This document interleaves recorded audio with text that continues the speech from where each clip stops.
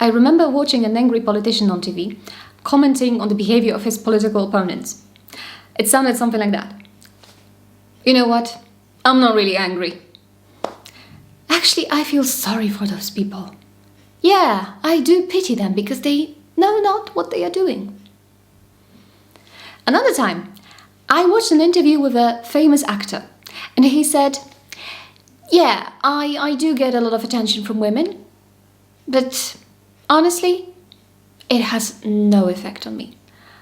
I find it rather funny. You've probably experienced it yourself, a situation in which somebody is communicating to you one thing with their words, but their body and their actions are telling you a completely different story. And this might leave you confused, and if you haven't learned to trust yourself, you might end up feeling crazy. Perhaps because you've been trained to doubt your perceptions. Maybe authority figures, parents, adults in your childhood forced you to believe something that wasn't really true. Perhaps you heard messages like, I'm not shouting, I'm just speaking a bit louder, or I wasn't really drunk yesterday, I was tired. Because these explanations are provided by authority figures, we tend to believe them more than we believe ourselves. And we live with that inner dissonance, that self-doubt, not knowing what to trust, whom to trust. And this dissonance grows even more when we add to that the lies that we tell ourselves. Perhaps you're angry at somebody, but when they ask you what's wrong, you say, nothing, I'm fine. Or maybe you've suffered through a breakup with your boyfriend or girlfriend, and you feel that you still need some time to heal, but instead you say, sure, let's be friends, I'd be happy to meet your new partner. Because that's the more mature or polite way to behave, or so we believe. And that's the thing. When we focus too much on how to sound polite, how to sound mature, instead of simply being polite and being mature, instead of living these qualities, we end up not only betraying ourselves, but also losing the chance to connect authentically with another person. Even good morning said with an evil intent can sound like a swear word. Just because you are polite on the outside doesn't mean people don't pick up on the maliciousness you have inside. This Sunday we'll have a closer look on how not to get deceived by appearances. We are meditating Matthew 22 verses 15 to 21. Then the Pharisees went out and laid plans to trap him in his words. They sent their disciples to him along with the Herodians. Teacher, they said, we know that you are a man of integrity and that you teach the way of God in accordance with the truth. You aren't swayed by others because you pay no attention to who they are. Tell us then, what is your opinion? Is it right to pay the imperial tax to Caesar or not? But Jesus, knowing their evil intent, said, you hypocrites, why are you trying to trap me? Show me the coin used for paying the tax. They brought him a denarius, and he asked them, whose image is this? And whose inscription? Caesar's, they replied.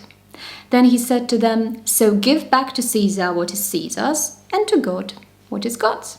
Children love play pretend games, but it's really tiring, exhausting even, when adult people play games with you and expect you to play by their rules. The Pharisees didn't really want to hear an answer, didn't want to learn anything from Jesus. They just wanted to win. Obviously, Jesus wins, not only because he's God, so who's supposed to win, right? But because he sees them through, he calls them out on the manipulation, and he points out to the spirit, not the letter of the law. Caring about the letter of the law, caring about the appearances might leave you with a feeling that you are okay, but it also opens the door to all forms of self-deception. Because you may act in an unloving way, but as long as nobody can put a finger on it, as long as nobody is able to point it out to you, you think you are safe and you're okay. Caring about the spirit of the law means being honest, sometimes brutally honest about your own intentions, motivations.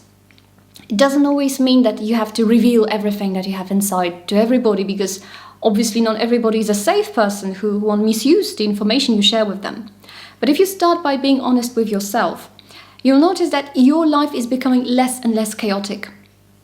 and you start to realize what things you are responsible for, what things are not your responsibility. And that's the way you become more just. You give back to yourself what belongs to you. You give back to other people what belongs to them. You give back to Caesar what's Caesar's, and to God what is God's. End of story. We are all storytellers. But the secret to having a great, authentic life story is to match the stories we tell with our mouths to the stories we tell with our bodies, our actions. Imagine how simple life would be if all communication was a sincere exchange of the truth, one honest spirit talking to another honest spirit. I'm sure we would understand a great deal more and judge a great deal less. That's not always possible, but by being honest and straightforward, first with ourselves, then with other people, we probably will achieve it someday. If not here, then somewhere there. I honestly invite you to the meditation this Sunday, 10 p.m. Central European Time. Bye bye.